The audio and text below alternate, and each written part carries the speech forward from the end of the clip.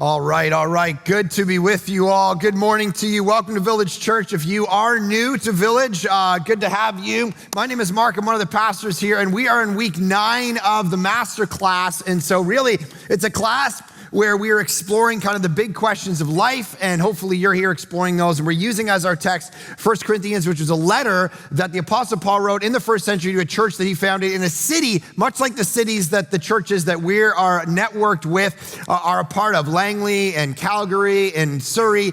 Really, it was a place where there was a lot of ideas flowing around. There was people coming in and out. There was businesses. There was families being raised. There was all kinds of perverse sexuality, and he had to speak into that. And he had all these people who were disaster and a mess in their life, had all kinds of backgrounds, come to Jesus, and then they were trying to figure out how are they going to be in the world but not of the world. And that is really a big part of the text we're going to hit today. So if you got a Bible, 1 Corinthians chapter 1 is where we're going to be. We're going to actually finish chapter 1 today. And really what we talked about last week was this idea of the foolishness of leaders, then the foolishness of the message of the cross, the moronic nature of it, the silliness of it, the upside down reality of it.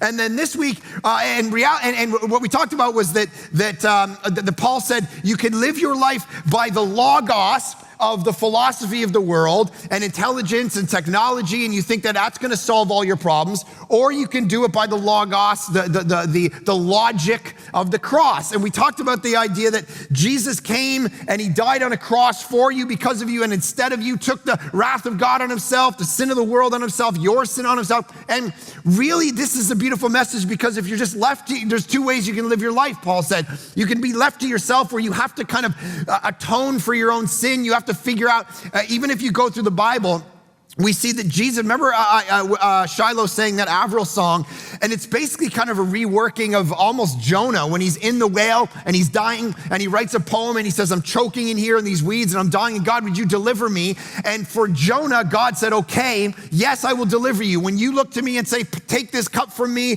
yes, I delivered you out of that. But then Jesus comes along and he says, take this cup from me. I'm gonna die here. Can you deliver me? And God says, no, because he did that in our place. And so you have 2 ways of you can live your life by the philosophy of the world, just left to yourself and naturalism, or you can do it by the logic and the meaning of the cross. And so you have those 2 options in your life. And that word logos, we said the Greeks were constantly debating about it for thousands of years. They were trying to figure out what is the logic, what is the thing that holds the whole universe together? What is the meaning of life? And they were debating it. And Paul entered in that conversation. Here's the meaning of life. Here's the meaning of everything. And the reason that's important, and the reason the Greeks debated about it, and the reason it's important for the Masterclass of life as we try to figure out where to found our life on, is because literally it's the way to figure out true happiness, true fulfillment, true joy, is to figure out what is the logic of the universe. Now, the reason you have to figure that out is because it means that we were designed a particular way. And if you're designed for something, then the only way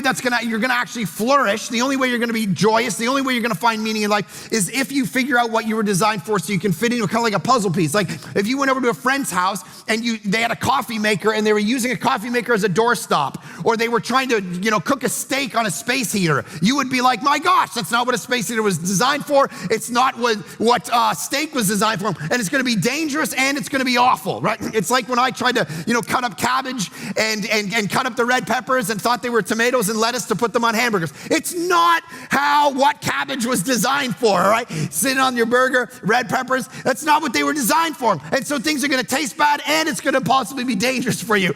The reality is, if you're living your life in something the way that you weren't designed, it's gonna be dangerous for you, and it's not gonna be for your ultimate fulfillment and your ultimate joy. And so the Apostle Paul comes on and goes, I gotta actually lay out for you what the true joy is, what reality is. And so he says this, 1 Corinthians chapter 1. We talked about this last time. For the foolishness of God is wiser than men, and the weakness of God is stronger than men. That's going to be the basic thesis of what he talks about today as he lays out these ideas. But now he talks about, right off the bat, he says, for Jews demand signs and Greeks seek wisdom, but we preach Christ crucified. This was the idea that we talked about last time. A stumbling block to Jews and folly to Gentiles, meaning we stumble over it. This is literally the word scandalon, meaning it's gonna scandalize you. You aren't gonna like it if you're looking for signs and wonders and power.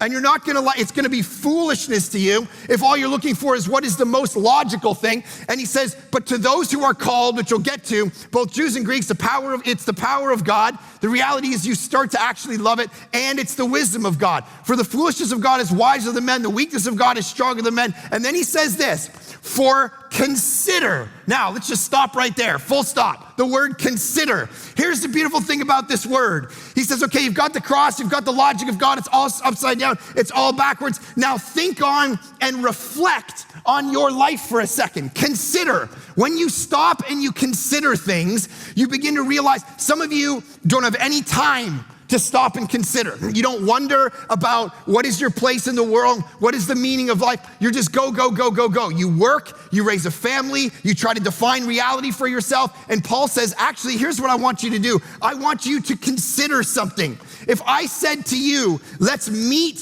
for a meeting for 15 minutes after church today. Let's meet at 1 o'clock. I want to talk to you for 15 minutes. What would you say? Your call to me would be, why?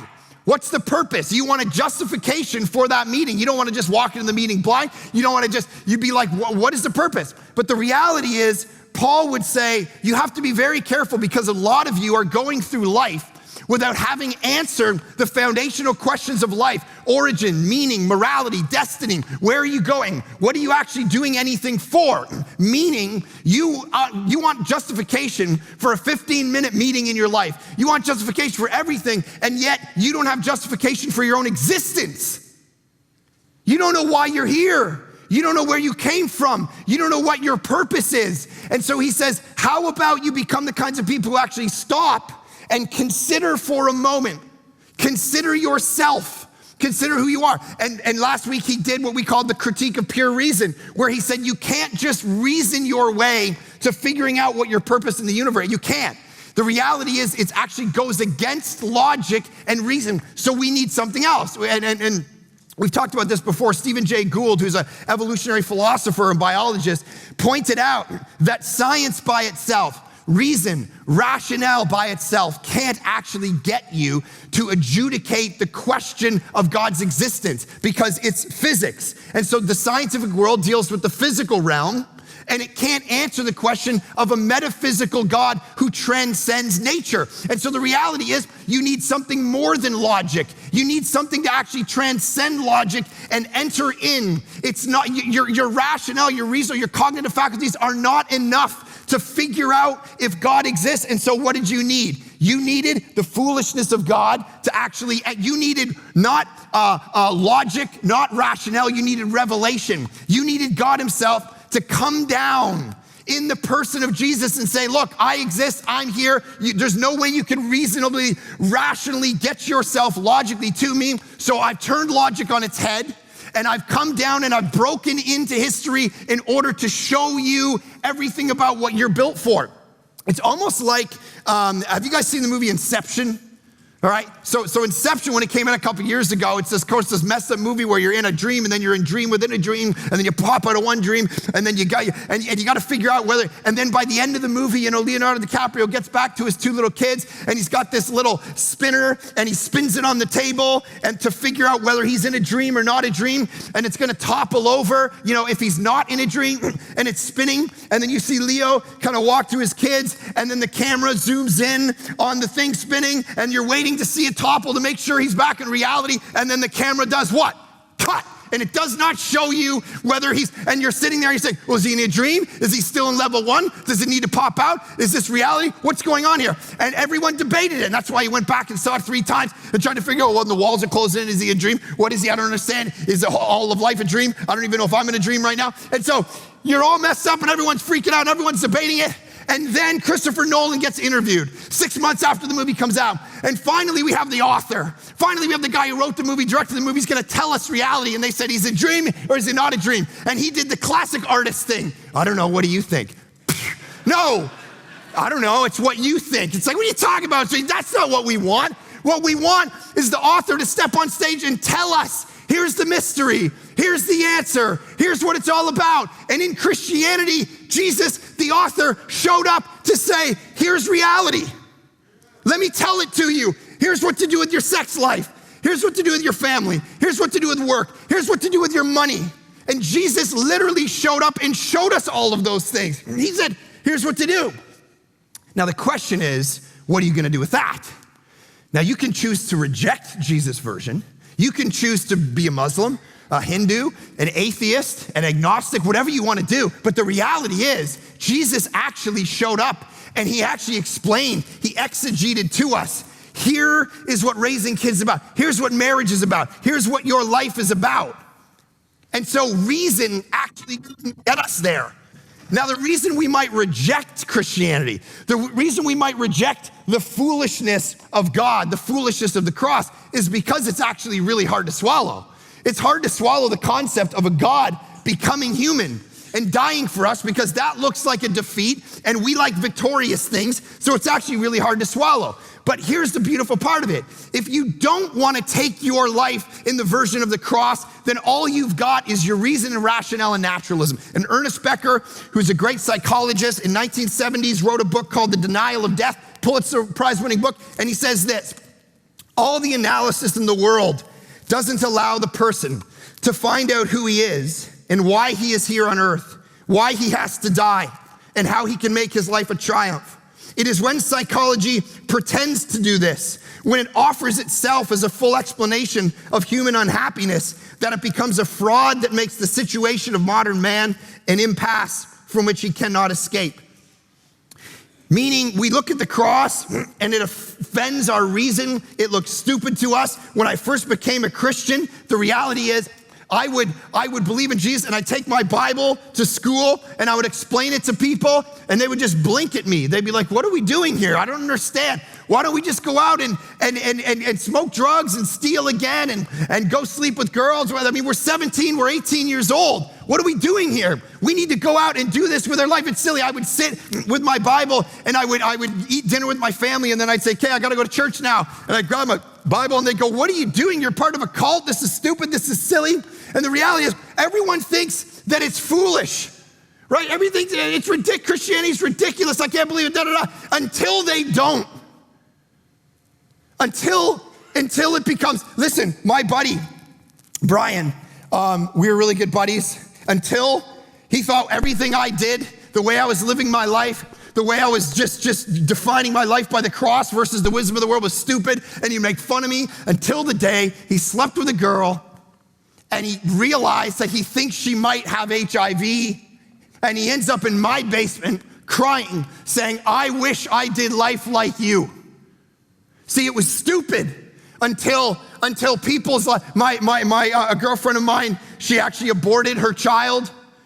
See, it was foolish until she needed someone to hold her and give her hope and help her get through the psychological trauma of that. See, it was stupid. My high school would literally, I'd sit out in my Bible smoking a pack of cigarettes. Hey, everybody, let me tell you about Jesus. They go, that's silly, that's dumb.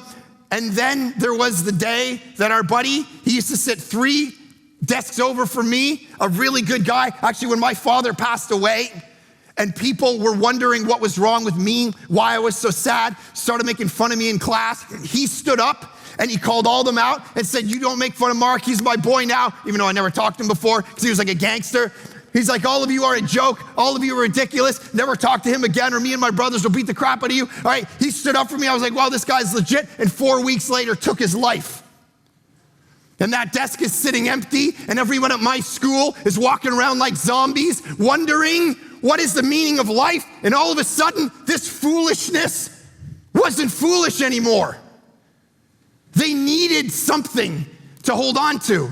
And this is where Paul comes out of the gate and he says, do not just trust to your own logic. Do not trust to something like that.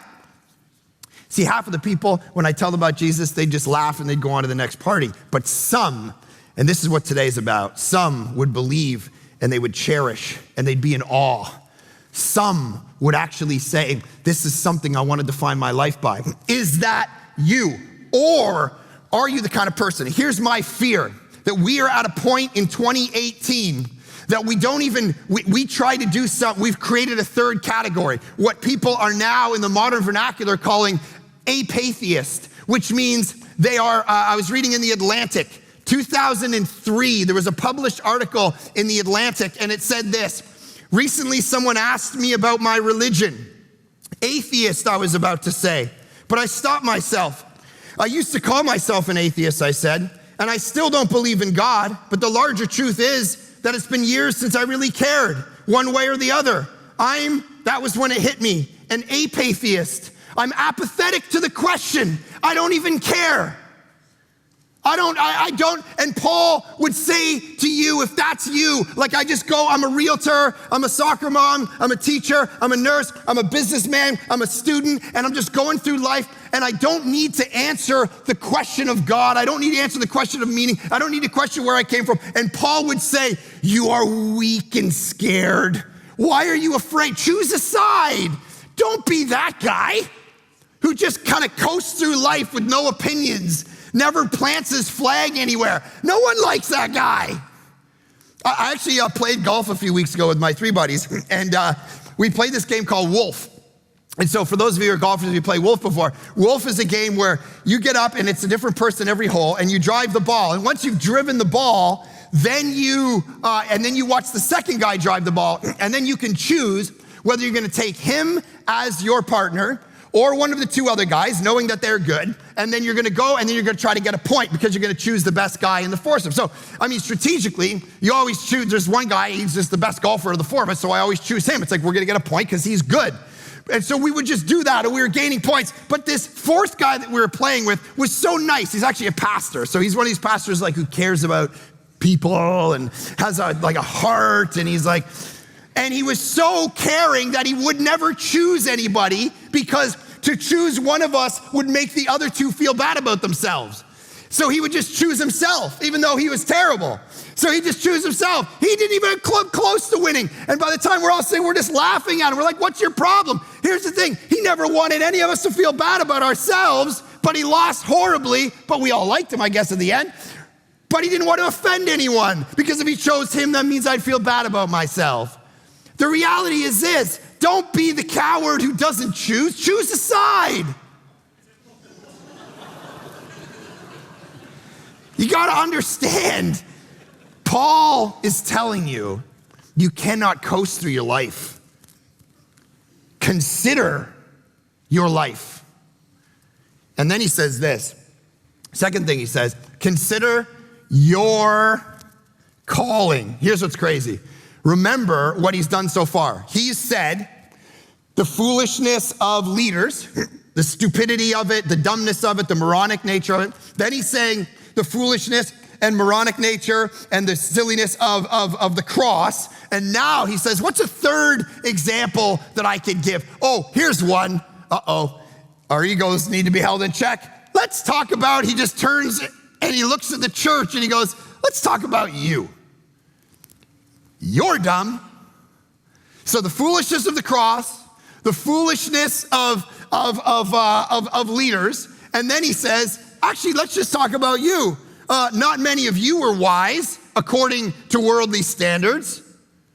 Not many of you were powerful, right? These words here, dynamis, where we get dynamite, noble birth, eugenicity, it's where we get eugenics or your genes. Look at you guys.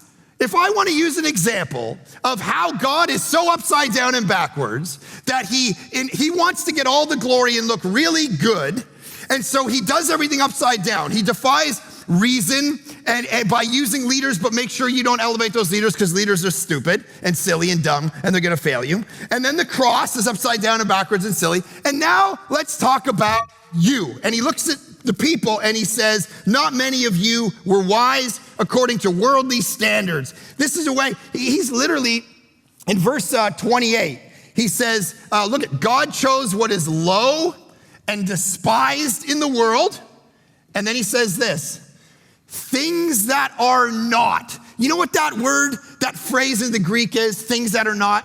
It is actually the most contemptible phrase in Greek culture for a thing. It was the most, it was like what you'd use for a slave or a dirty person, someone that you hate, someone who's totally despised. I was trying to think of like a modern version of this Greek phrase, and it's like, I was doing marriage counseling one time with this couple, and he looked at her in the midst of a fight and he said, you know what? You're a piece of crap.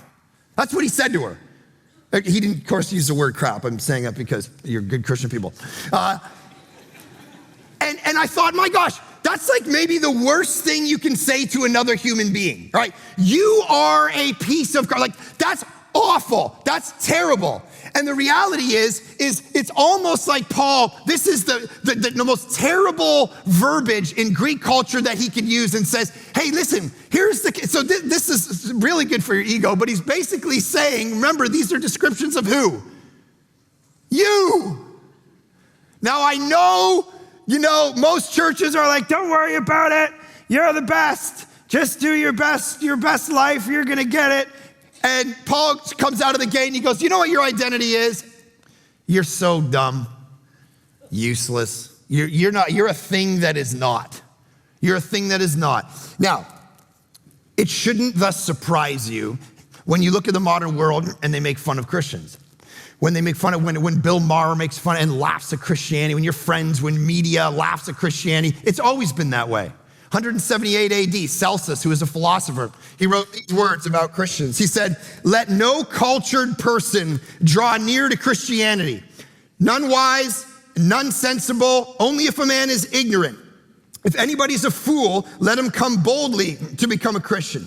We see them in their houses, their wool dresses, cobblers. It's like they live in Abbotsford.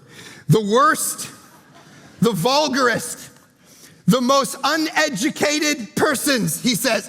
And then he says this, they're like a swarm of bats or ants creeping out of their nests, or frogs holding a symposium around a swamp, or worms convening in mud. This is what a guy writes about Christians 140 years after Jesus. That's what he says. So you and I, here's the thing, you and I, we come together at church, we put on Sunday's best, we get together, we sing worship songs, we open our Bible, we pray for each other, we encourage each other. You know what the world looks in and sees?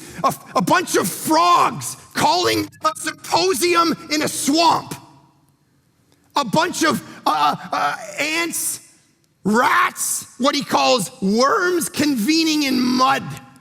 That's a church service. That's what you should invite people to. That's what people think we're doing here. It should not surprise you that the world looks at everything Christianity is and actually says, this is a joke. It makes fun of it. It's not rational. But here's what he says. You are the most despised people in the world. You guys are a joke.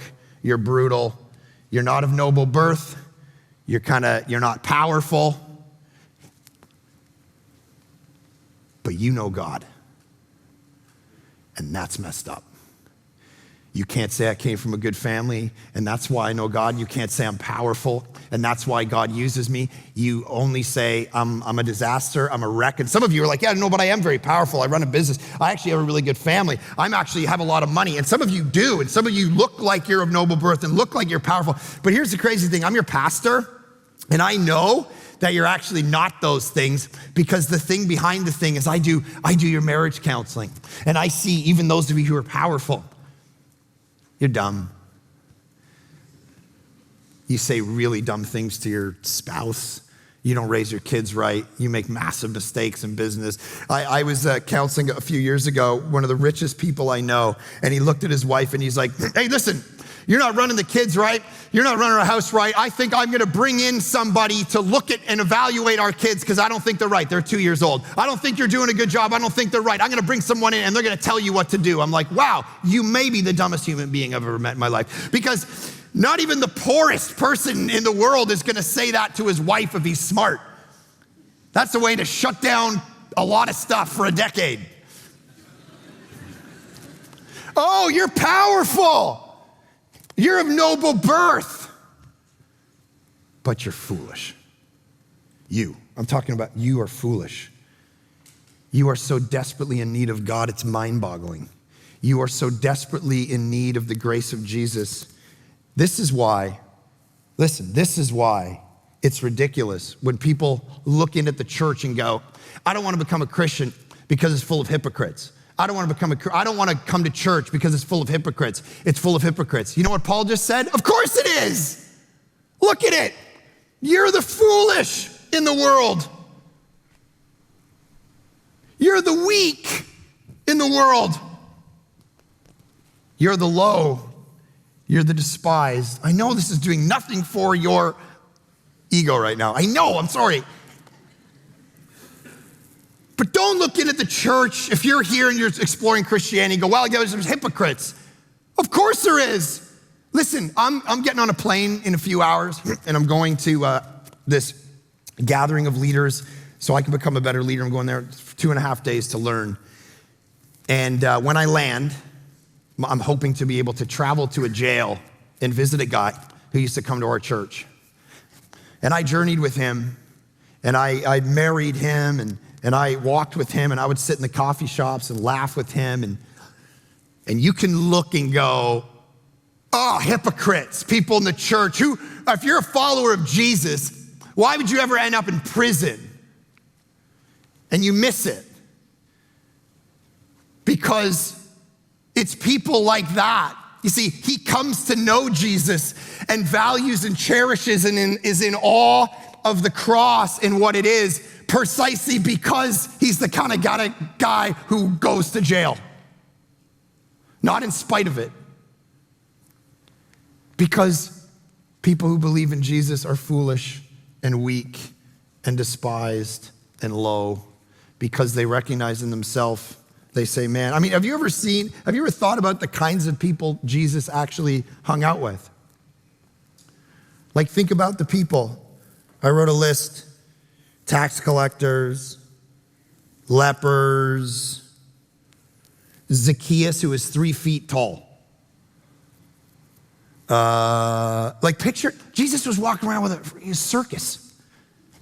He's walking around Galilee. He's got a 3-foot taller. He's got a prostitute, tax collectors, lepers. This is the early church. They're walking around Galilee. It's like the greatest showman. There's probably a bearded lady, a tattooed face.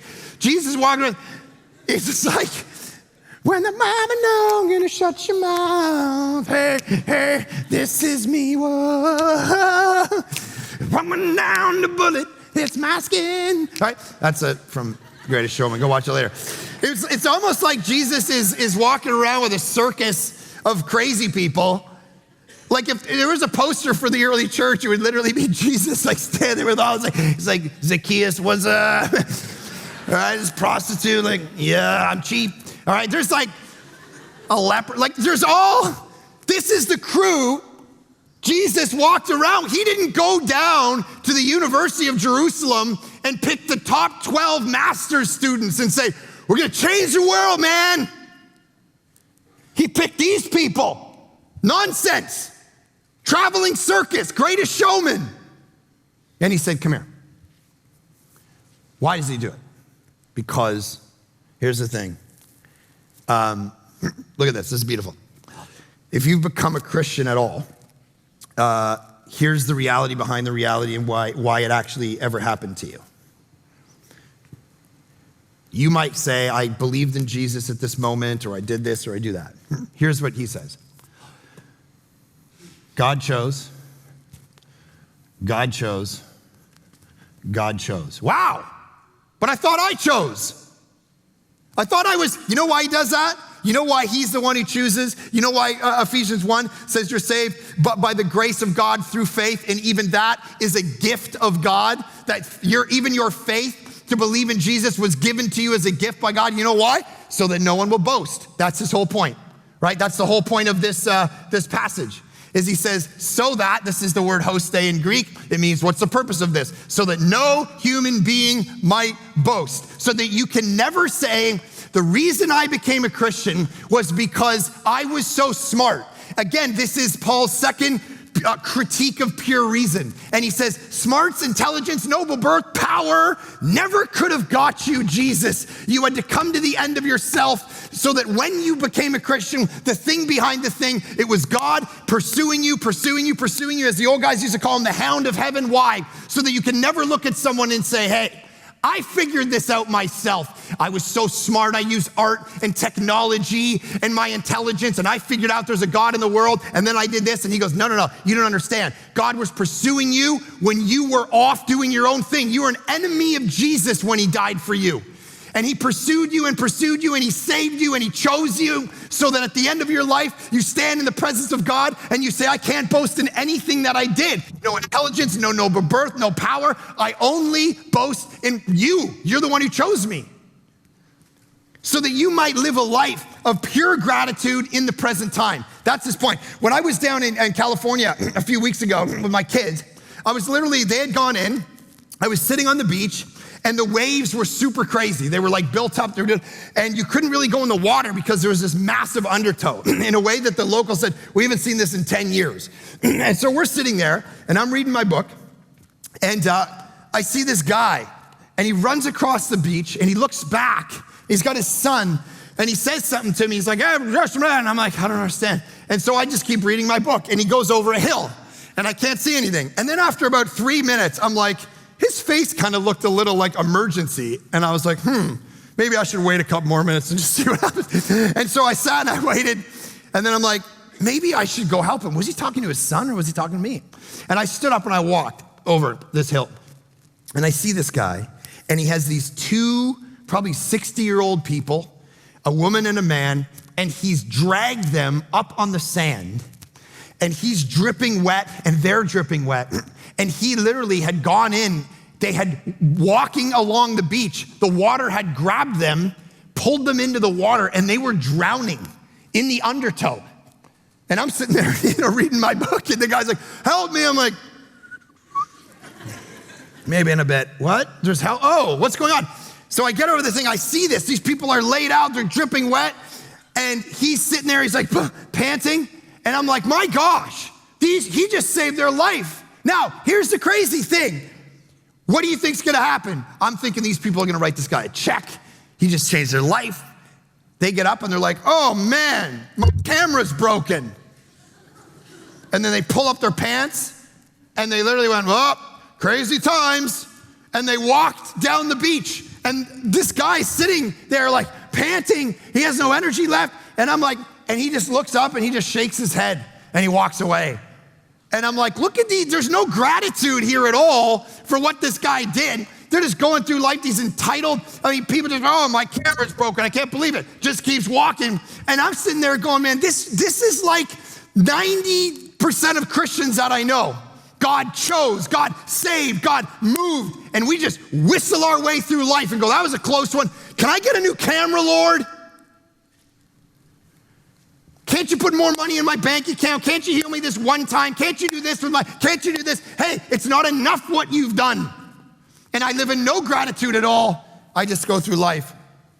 He says this is why he does it this way, so that no one can boast in the presence of God at all. And so he says, the reality is this: we are the kinds of people, you and me, that God saves not because of us, but in spite of us. Not because we are good, but because he's good. He took the foolish things of the world, the weak things of the world, the despised, the low. Listen, my wife was speaking at the women's conference this weekend. It was, I listened to her talk, and it was pretty funny. She got up and she had like the booklet of all the speakers that were speaking at this thing. And she read the profiles. That's how she started. She's like, so-and-so, successful businesswoman. So-and-so started this movement of thousands of people who've come to Christ. So-and-so, the director of women's ministry and teacher extraordinary. So-and-so, starter of this business. And then she's like, literally, she reads her own profile in the book, and she's like, Aaron Clark does Insta stories. She's like, why am I up here on this stage and all these people have done some crazy stuff in their life? And then, of course, she speaks, and God used it, and women are connecting with it and being set free from anxiety and feeling the pressures of the world around them, and so on and so on. All these amazing things happen using who? Just foolish, weak, despised, low. Don't tell her I said that, but that's who she is. I'm working on her, but that's who she is presently.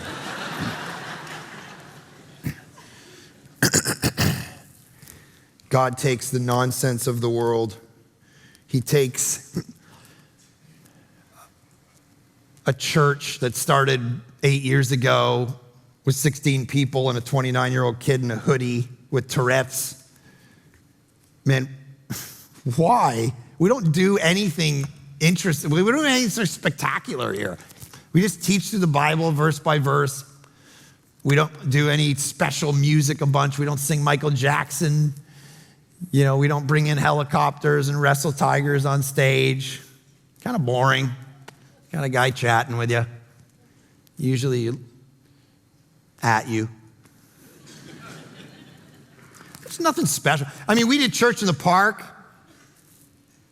It was one of these beautiful moments where 45 people are signed up to be baptized and 80 people got baptized in August. People coming to Jesus, people getting baptized. My daughter on the spot, the Spirit speaks to my daughter, my 12-year-old daughter, and she walks up and gets baptized and she's crying in my arms. I mean, one of the most beautiful days in the history of our church and one of the most beautiful days of my life, right?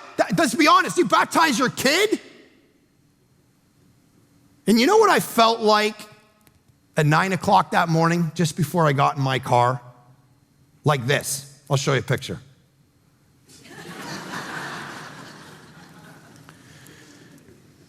You see that eyeball? It's fully diseased. I had been away and smoke had entered my eye and an allergic reaction happened. My eyeball felt like there was glass in it and sand scratching. Everything in my body woke up that morning at 5 a.m. and went, dude, call it in, bro. It's church in the park. No one's even going to notice. Just stay home. Stay in bed. Put an old sermon of yourself up on the LED wall. Do not leave the house. When you're sick, all your energy is going toward that one thing. It's like, heal the eyeball. Heal the eyeball. You look like a cyclops. Figure it out. Pain. I just wanted to stay home because nothing great was going to happen that day. And I stood in the little truck behind the stage and I had my eyeball and I'm like, if I get up there with this, people are going to start running and think I got leprosy. So I got to do something. So I preached in my sunglasses and none of you knew. God used that nonsense that day. Nonsense, low, despised, ridiculousness. Because here's Paul's whole point. You can't boast in yourself. You can't boast in your life. You can't boast in who you are. That's not the way it works. When I go back home, I see old friends. They don't understand what's going on in my life. They're like, dude, so what, we haven't tracked with you. What's going on? And I'm like, oh, I'm a pastor of a church. They're like, a pastor? How are you a pastor? They let pastors just smoke weed and dude, that's crazy these days. I'm like, actually, some denominations probably do. No, I don't do that stuff anymore. What do you mean? What do you do now? I don't understand. I go back, people see me frozen in time. They see this kid on a skateboard and baggy pants and $5 to his name, swearing like a sailor. A pastor, that doesn't make any sense. What do you got, 30 people in your church? Yeah, no, a couple more than that. Why? How? I don't know. Because God uses the despised, silly, stupid, lowly things of the world to do great things. Why? Because it makes him look good versus you looking good. If he saves and if we baptize 80 people when my eyeball falling out, he looks good. I don't look good and you don't look good. He looks good. See, here's what you need. Here's the answer to the deepest longings of your life. It's not logic. It's not rationale. It's not technology. The critique of pure reason, part 2, is that you needed revelation. It's not about, here's what one writer says, the source of salvation is not what one knows. That's what everyone's going to tell you. It's all about what you know. So if your marriage is a disaster, get a podcast and figure it out. If you need your money figured out, just get an accountant. Every answer to every problem is logical. And one writer says, no. It is not what one possesses, for example, wisdom or knowledge, but who has redeemed you, who has become your Lord. That is the question. Not what you know, who you know. And then the question is, do you actually experience it? Do you actually experience him or not? Remember that scene in Good Will Hunting? I don't know if you've seen it. It's years old. Will is kind of this this young kid. He knows everything. He has a photographic memory. He's brilliant. And he goes to the psychologist and he picks his life apart and talks about his dead wife and talks about all these different things. And he looks at him. The psychologist takes him out and they meet in this bench later on. And he looks at me, he says this. He says, I thought about what you said to me about my painting. Stayed up half the night thinking about it. And then something occurred to me. And I fell into a deep sleep and I haven't thought about you since. You know what occurred to me? You're just a kid. You don't have the slightest idea of what you're talking about. You've never been out of Boston, right? So if I asked you about art, you'd probably give me the skinny on every art book ever written. Michelangelo, you know a lot about him. Him and the Pope, political aspirations, sexual orientation, the works, right? But I bet you couldn't tell me what it smells like in the Sistine Chapel. To look up at that beautiful ceiling, to see that. If I asked you about war, you'd probably throw Shakespeare at me. Once more into the night, dear friends. But you've never been near one. You've never held your best friend's head in your hand as he gasps his last breath looking to you for help. If I asked about love, you'd probably quote me a sonnet. Maybe you've even been late a few times. You give me a syllabus of your personal favorites. But you don't know what it's like to look into a woman and be truly vulnerable, to feel that. To feel like God put an angel on earth that could rescue you from the depths of hell, and for you to be her angel, sitting up in a hospital bed all through the night because the doctors could see in your eyes that the term visiting hours don't apply to you. And you're there for her through anything, through cancer. You're an orphan, right? You think I know anything about how hard your life has been because I read Oliver Twist? Does that encapsulate you? But you see a painting of mine and you rip my life apart. But I don't care about any of that. Because I can't learn anything from you that I can't read in some book unless you want to talk about you, who you are. And I'm fascinated. I'm in. But you don't want to do that, do you, sport? You're terrified of what you might say. Your move, Chief. And he walks away. And Will's whole life gets changed because he realizes this: for all of your knowledge, you have no experience. Here's what I'm terrified about in this room. For all of your knowledge, you don't actually know God at all. Because you have not come to a place where you recognize that you are low and despised and worthless. You're walking in your own power and trying to boast in your own accomplishments. Step number one is you have to embrace your own ridiculousness and realize you don't even experience him, which means you don't know him. You need to embrace how dumb you are. Can you leave church today and just champion that? Just be like, I am the foolish nonsense of the world, man. You meet someone at a coffee shop, I'm dumb. How are you doing? I'm dumb. It's just really ridiculously foolish and stupid. I'm dumb. I'm despised. Listen, you got to embrace it. I'll leave you with this. My buddy, this week, he walked into a coffee shop, and a girlfriend of ours walked in, and he was sitting there working, and she came up, and they started chatting. And she goes, oh, I'm here to meet my grandfather. And he's like, oh, your grandfather, he had a major impact on my life 20 years ago. And she's like, oh, really? Yeah. And she's like, well, he's sitting right over there.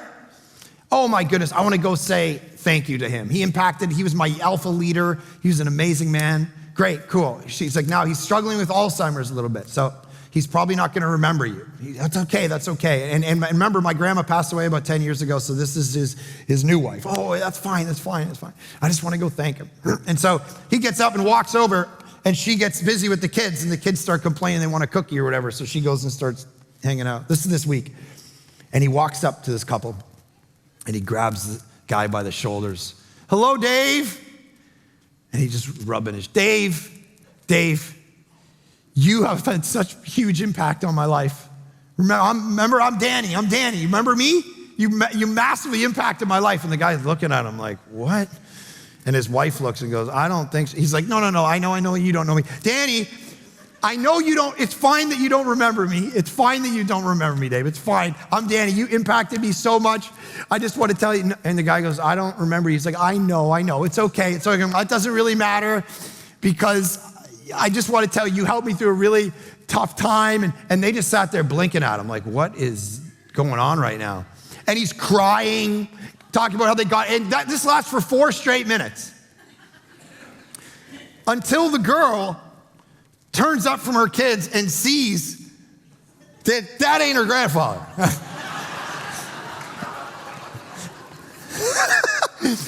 And walks over, and this guy's like, you don't understand. And then she grabs him. Now there's like this chain of grabbing and rubbing, all right?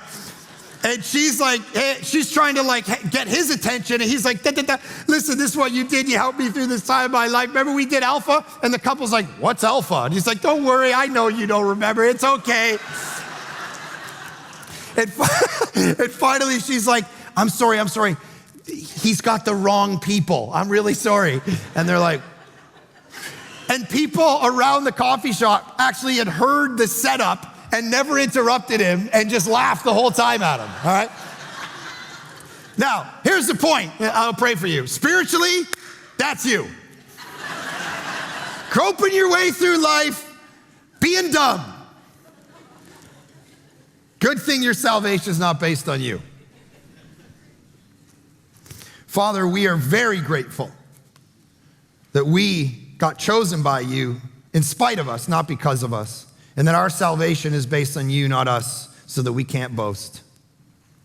Jesus, I pray for the humility. If there are people in this room and these campuses, these locations that don't actually know you because they haven't had the humility because they've been trusting in their own science and their own selves and their own naturalism and their own thoughts and their own ideas and their cognitive realities and their life and their boasting and their power and their money and their prestige and their comfort and their families, I pray that you would cut through all of that right now in such a way to humble them so that they grab a hold of you and they recognize that they are the low, despised things of the world. But when God saves people like that, you get the glory and we do not, and that's the way you planned it.